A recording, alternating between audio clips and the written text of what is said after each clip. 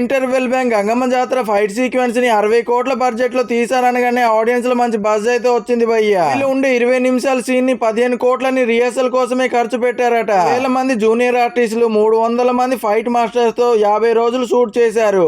అర్జున్ అందరికంటే ముందే వచ్చి అమ్మవారి గెటప్ కోసం ఏకంగా 3 గంటల పాటు కదలకుండా ఉండేవాడు భయ్య. 2 రోజుల పాటు అల్లు అర్జున్ గారు అమ్మవారి గెటప్ తోనే సెట్ లో తిరిగారట.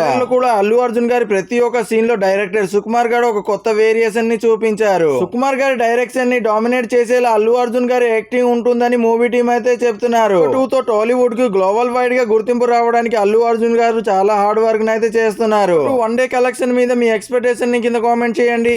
పార్టీ ఉంది పుష్ప. పుష్ప 2 రిలీజ్ అయిన తర్వాత అల్లు అర్జున్ త్రివిక్రమ్ గారి డైరెక్షన్ లో జంగీస్ ఖాన్ బయోపిక్ లో నటించనున్నారు భయ్య. Movie budget 500 కోట్లట.